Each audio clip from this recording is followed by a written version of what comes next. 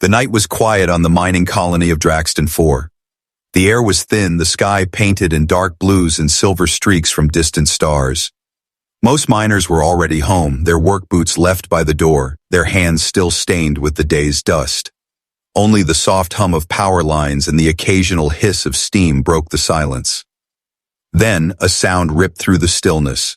A deep metallic screech echoed from the northern cliffs, followed by a blinding streak of fire cutting across the sky. The people who saw it thought it was a meteor, but when it slammed into the rocky ground beyond the settlement, the impact shook the air like a thunderclap. John Hayes was sitting at the small kitchen table in his home, repairing a broken drill head. His wife Mara was cleaning up dinner plates when the tremor rattled their walls. John's brow furrowed. "That wasn't a quake," he muttered, already reaching for his jacket. Mara didn't argue. She just grabbed her flashlight and followed. When they reached the crash site, the ground was scorched black. Steam hissed from cracks in the rock. In the middle of a smoking crater sat a small, half-crushed pod, its metal burned and dented. Strange, glowing lines pulsed faintly across its surface like veins under skin. "Looks alien," Mara whispered, her voice trembling. John climbed down into the crater. The pod's hatch was twisted, but a faint sound came from inside. Not a mechanical noise, but something softer, like breathing. He forced the hatch open with a grunt, the metal groaning under his weight. Inside, curled up and trembling, was a child. Her skin was pale silver, her hair a deep black that shimmered blue under the moonlight. Her eyes. John froze when he saw them. They glowed faintly, like embers hidden under ash. She clutched a strange pendant to her chest, its shape unfamiliar, a circle split by a jagged line. Mara gasped and knelt beside her. "It's okay. You're safe," she said gently, even though she knew the girl probably didn't understand the words. The child blinked slowly, then whispered something in a language they'd never heard before. Her voice was weak, almost fading. John didn't hesitate. He scooped her up, feeling how light she was, as if her bones were hollow. "We can't leave her here," he said firmly.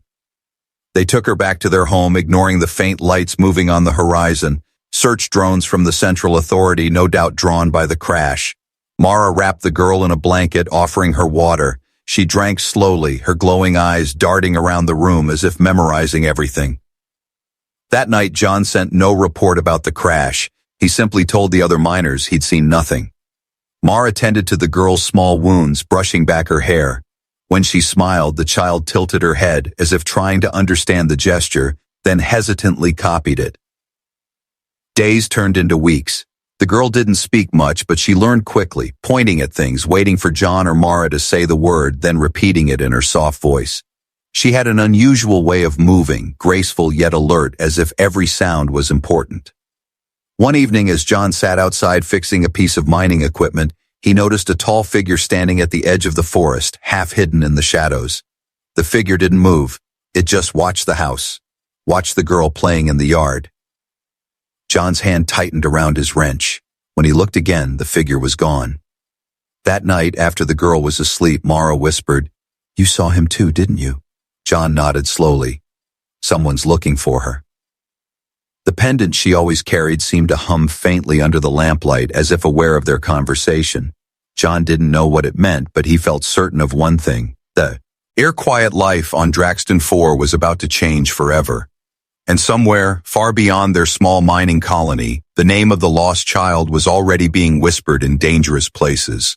The girl was no longer the frightened, trembling child they had pulled from the wreck. 6 years had passed since the crash, and now at 15 she moved with the quiet confidence of someone who understood danger without ever being told. She had a name now, Lyra, chosen by Mara after a flower that bloomed under moonlight.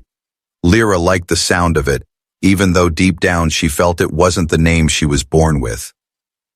She had grown tall and strong, her silver-tinged skin faint in daylight, but glimmering softly under night lamps. Her glowing eyes had dimmed over the years, now only brightening in moments of fear or excitement, though John suspected she controlled it more than she let on. mining colony's school had become too small for her mind. She learned faster than the teachers could keep up, absorbing history, engineering, and languages like a sponge. But she also drew attention, sometimes the wrong kind. It happened on a day that was supposed to be routine. Lyra's class had taken a trip to the colony's cargo depot where massive loaders hauled ore containers into storage bays. The guide was showing them how the machinery worked when a warning siren blared. One of the loaders malfunctioned, its huge mechanical arms swinging wildly before locking in a raised position, and directly below it, a young boy froze in fear. Before anyone else could move, Lyra sprinted forward. She grabbed the metal arm with both hands and pulled. The crowd gasped as the loader's hydraulics groaned, the massive arm lowering slowly under her strength until the boy scrambled free. She let go and stepped back, her breathing steady. Someone was filming.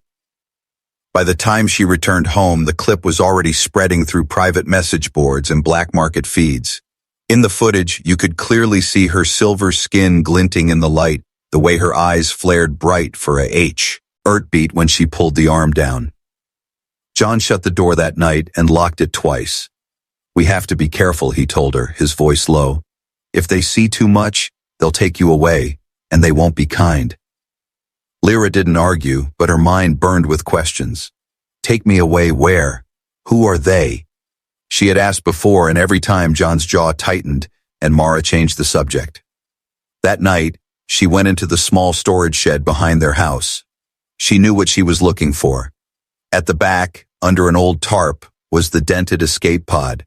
They had kept it all these years, hidden under tools and junk. Inside, wedged behind a seat, was a small metal case. She had seen John put it there once when she was younger.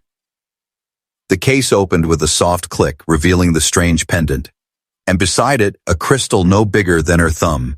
It was smooth, translucent, and pulsed faintly with light, like it had a heartbeat. She picked it up. As soon as her fingers closed around it, the crystal warmed. Symbols appeared inside it, shifting like liquid metal. She didn't understand them, but she felt a pull, as if it wanted to speak. She nearly dropped it when a voice whispered behind her, "You're not supposed to be here." Mara stood in the doorway, her face pale. For a long moment she said nothing. Then she sighed and stepped inside, closing the door. "We found you holding that crystal. We couldn't open it, but we knew someone would come for you because of it." "Who?" Lyra asked. Before Mara could answer, the crystal flared with light. A beam shot upward, forming a small hologram in the air. An alien warship, black and silver, its hull lined with strange glowing symbols. It hung there, rotating slowly, as if waiting for something. And far away, beyond human space, a signal blinked on in the depths of the galaxy. The lost child had been found. 3 weeks had passed since the crystal came to life. John and Mara tried to pretend nothing had changed, but Lyra could feel it in the air, a tension that pressed against the walls of their small home. She caught them whispering late at night, stopping mid-sentence when she entered the room. Mara's hands shook when she served breakfast. John's eyes lingered on the horizon too often, like he was waiting for something, or someone. The waiting ended one cold morning.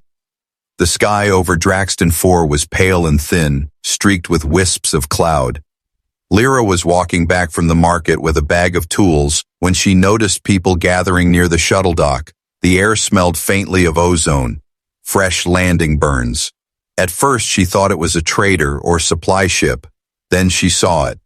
The vessel was sleek and black, its surface broken by jagged lines of silver that pulsed like veins. It wasn't human design. A ramp hissed open, and from the shadowed interior stepped a figure clad in segmented armor the color of gunmetal.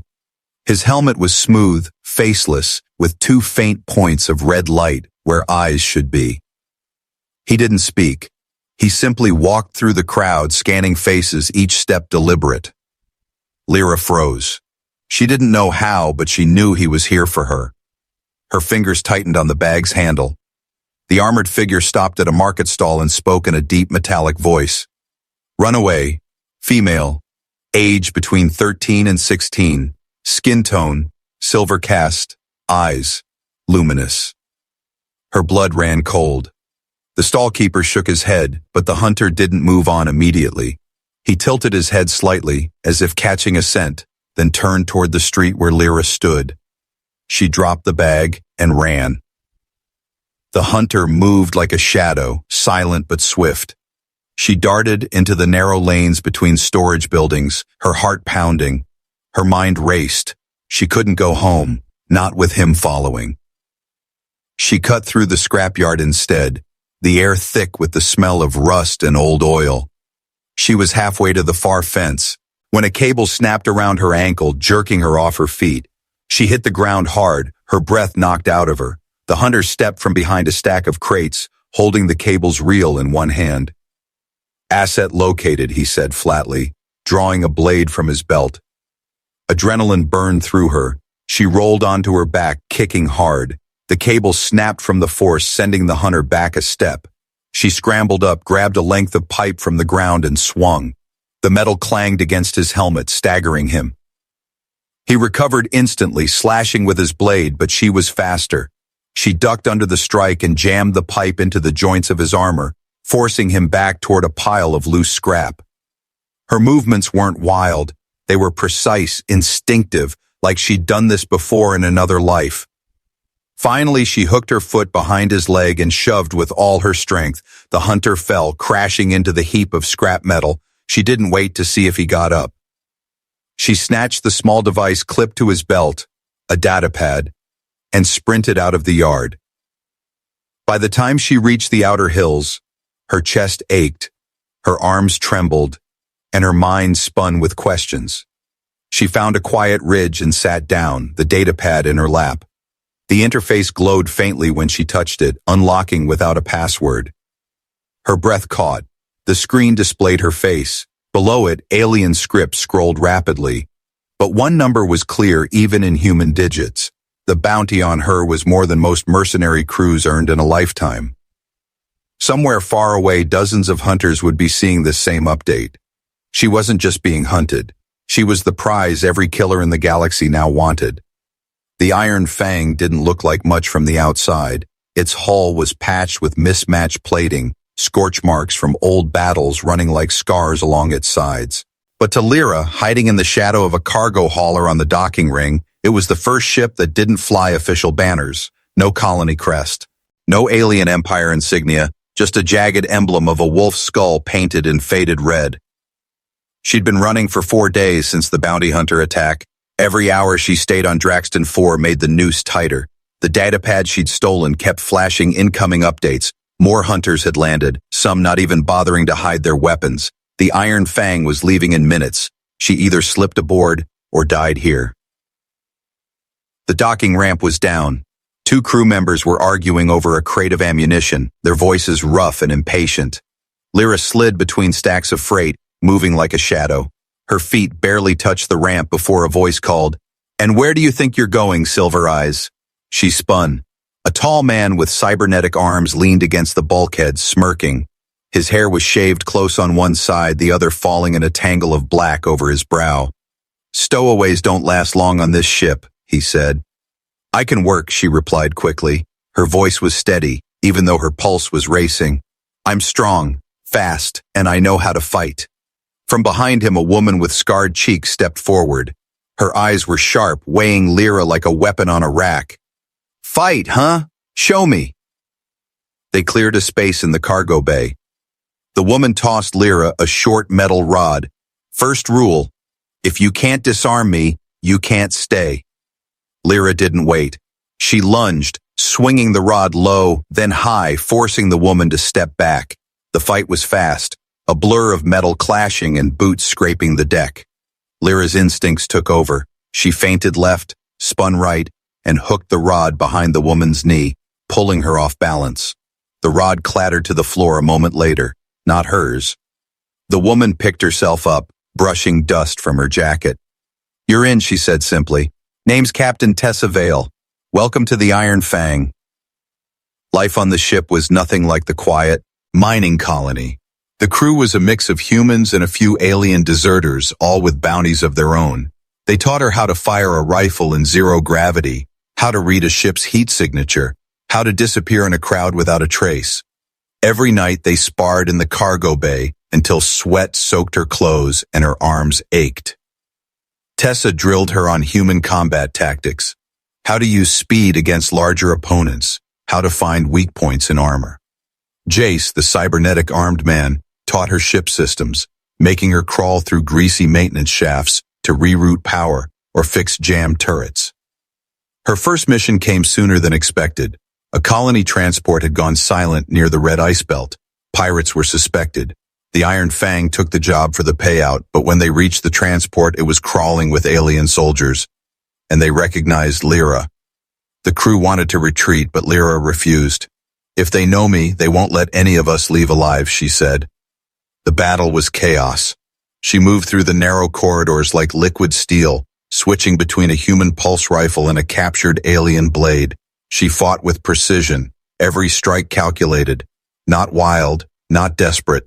When the smoke cleared, the alien soldiers were gone, the hostages freed, and the Iron Fang had its payment doubled for unexpected resistance clearance. That night, as the crew celebrated in the mess hall, Tessa leaned toward her. "Whatever you're running from, kid, you just made it a lot more interesting." Lyra didn't answer, but in the reflection of the viewport, her eyes glowed faintly. Somewhere she knew the hunters had just updated her file again. This time it would be harder to hide. The galaxy had learned her name, not the one Mara had given her, not the soft syllables of Lyra, whispered at night in a quiet mining home. Out here in the drifting bars of Asteroid C, Tations and the blood-stained docks of lawless ports, she was Raven. The humans of the Iron Fang had given her that name after her first solo contract. A mission where she vanished into the shadows and returned carrying the target's insignia, her eyes glinting like a bird of prey. 3 years had passed since she first stepped onto the ship. She was no longer the smallest in the crew. Her frame had filled with lean muscle, her movements honed to sharp economy. No wasted breath, no wasted motion. She spoke less, watched more.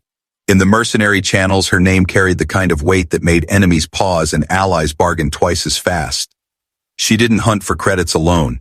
Every job she took was chosen carefully. Any lead that even hinted at the empire that had once owned her blood was worth more than the highest payout. She would burn a pirate fleet to ash if it meant one captured officer might know something about her homeworld.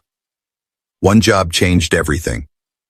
A freighter in the Scylla Rim was broadcasting a distress signal, attacked by raiders. The Iron Fang intercepted, expecting another easy rescue and payment mission. But when Raven boarded the freighter, she found the raiders already dead, their bodies sprawled across the cargo hold. And in the center of the room, chained and bloodied, was a human trader who whispered the name of her homeworld. "I heard it," he rasped. In the mouth of a warlord, he boasted about his slaves, silver-skinned, fire-eyed. He called them his trophies from the day the royal bloodline fell. Her heart clenched. That night, in the dim light of the ship's mess, she spread maps and data logs across the table. Tessa leaned over them, frowning. "This warlord, Koresh the Black, you're telling me he has your people?" "He has my family," Raven said, her voice like a blade's edge. "And if he's alive, so is the truth." They began to prepare. Contracts became less about profit and more about resources. Ships, weapons, allies. Raven took the most dangerous missions to earn the loyalty of those who could fight at her side. She crossed battlefields littered with burning wrecks, stalked targets through neon-lit megacities, and walked alone into the dens of crime lords, leaving only silence behind. Every victory carried her name farther. In back-alley taverns, alien smugglers whispered about the silver-skinned mercenary who had taken out an entire slaver convoy by herself. Human soldiers told half-believed stories of her boarding a battleship under heavy fire and walking out without a scratch. But the whispers reached Koresh too. One evening, in the hangar of the Iron Fang, a transmission came through. No encryption, no disguise. The image of a massive alien with black armor and eyes like molten metal filled the screen. His voice rumbled like distant thunder. "You are far from home, little Raven," he said, "but not far enough. I remember the night I killed your mother. I will remember the day I kill you." The crew went silent. Raven didn't speak. She simply reached forward, cut the transmission, and looked at Tessa. "Set a course," she said. "We hunt Koresh."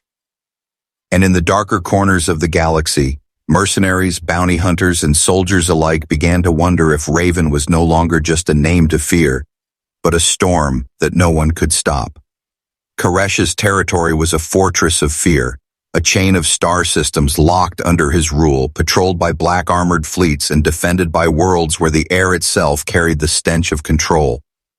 For most mercenaries, it was a death wish to even think about striking him directly. For Raven, it was simply the next job. The Iron Fang didn't fly alone anymore. Over the last year, Raven had built something far more dangerous than a mercenary crew. She had built an army. Ships of every size and origin followed her into hostile space. Old human frigates with patchwork armor.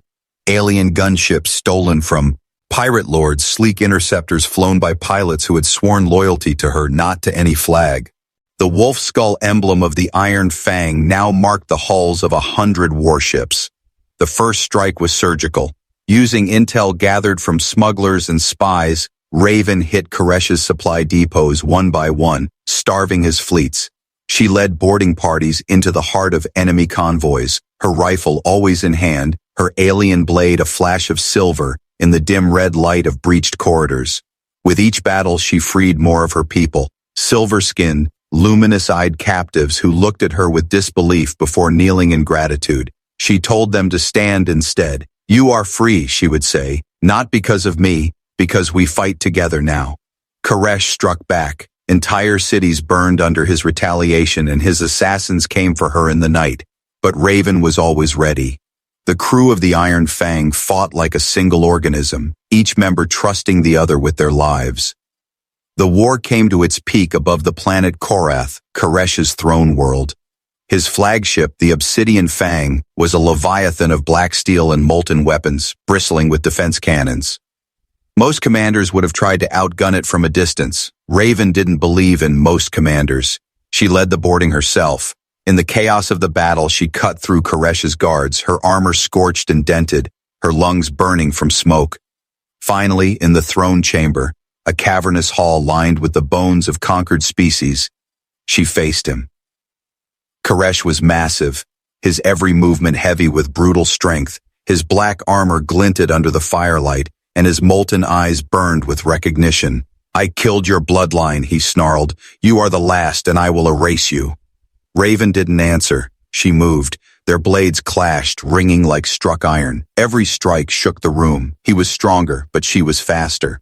And every move she made carried years of human traits. Ning, mercenary cunning, and the quiet rage of a stolen childhood.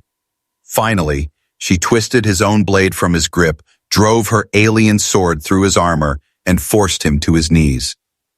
"Your reign ends here," she said softly. When the battle was over, her people were free. The surviving leaders of her homeworld begged her to take the throne.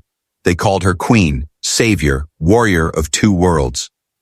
But Raven only shook her head. "I'm not a queen," she said.